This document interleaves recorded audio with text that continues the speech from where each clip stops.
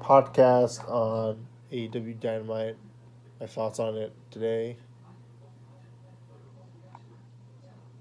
Starting with MMA.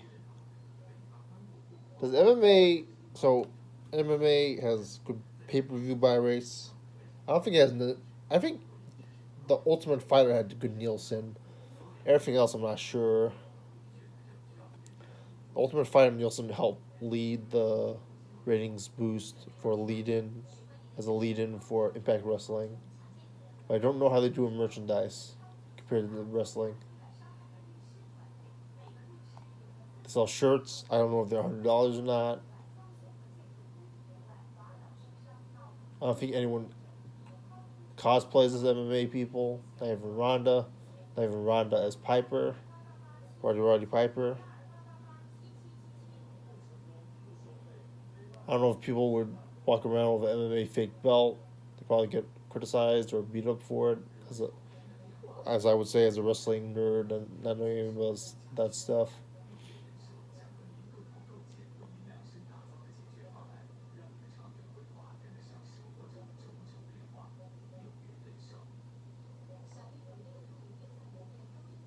Will Kenny and Adam Page lose their Revolution? Before the match, I was wondering if they're going to lose SCU because they'd be pretty terrible if they lost the first defense against.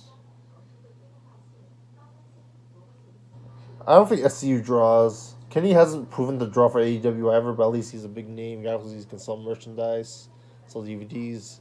His work rate's great, etc.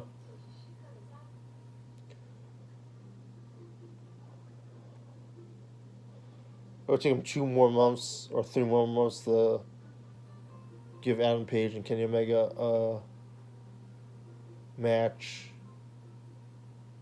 Another opportunity to lose the belt at a pay per view after AEW Revolution. I don't know if we think it's a turn because Meltzer must talk if said it was his turn. AEW commentators have talked about it. I don't know if Adam Page did. Adam Page is getting cheers.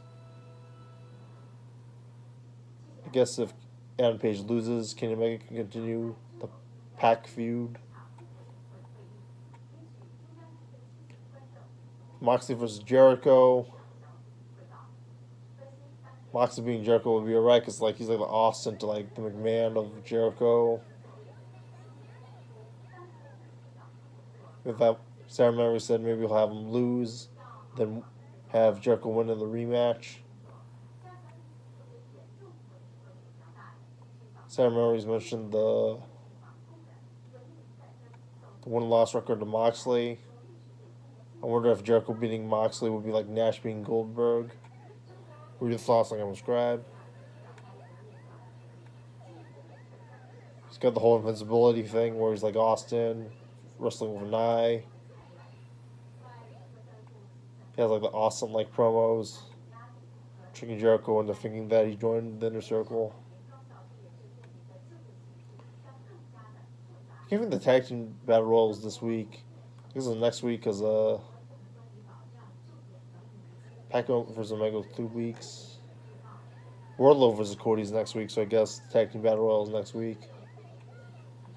Big show. 3 shows until Revolution, including this week. Sam Murray's and probably others wish AEW had 6 pay-per-views a year and more belts. But the pay-per-views, AEW makes a lot of money from the pay-per-views, more than WWE does.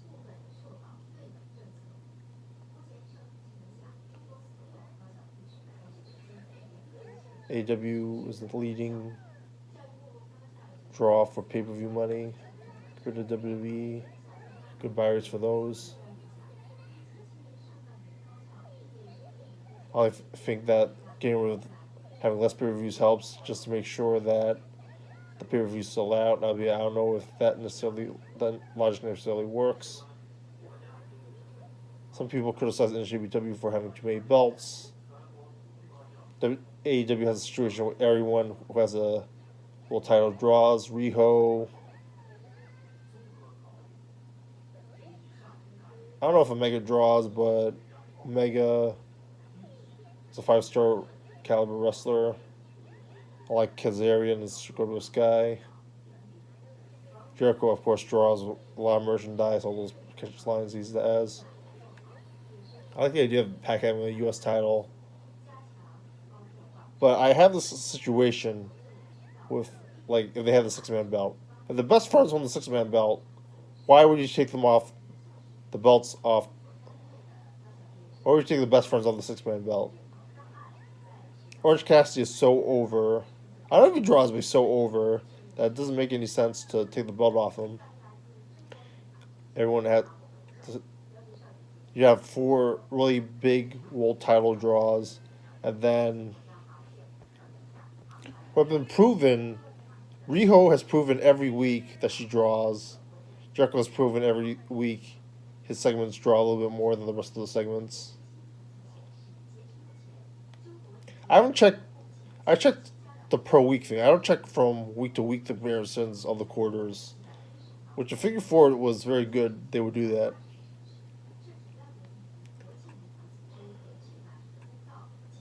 SEO was probably in the Impact former areas when they were getting good cheers. I thought the sample size was pretty good. 3 months is a pretty decent sample size. Show that Riho and Jericho drew. The tag teams never showed that they could draw. According to the quarters, it was mainly Riho, the Nightmare Collective, which is probably Shida wrestling against Nightmare Collective. The Statlander thing. And all the Chris Jericho segments.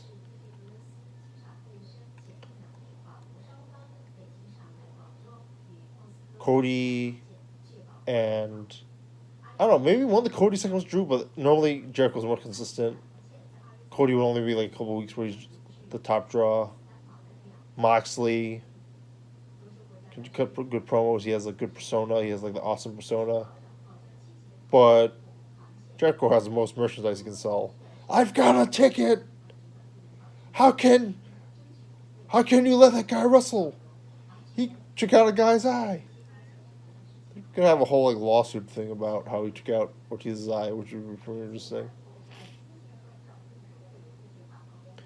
I don't know about Omega's AEW numbers. He definitely sold a lot of merchandise for New Japan. I don't know about DDT.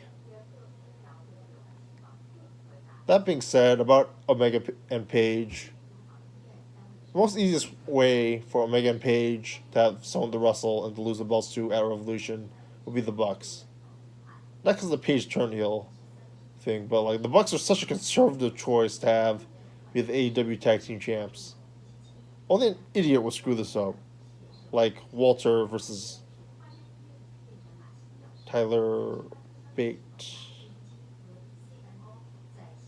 I would like to see Omega and Page have the titles for a little bit longer. And not have them job the SCU on the first defense. Omega and Page versus the Lucha Bros because of Pentagon and Kenny Omega. Omega Page versus Jericho and Guevara.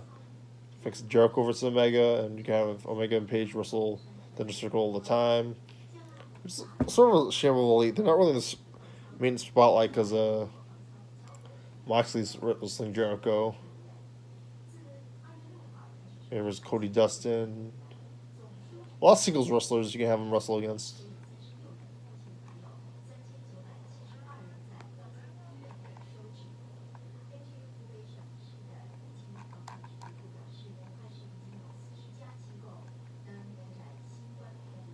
That's about it for my pre-AEW Dynamite February 12th, 2020 podcast. What are your thoughts? Like, subscribe.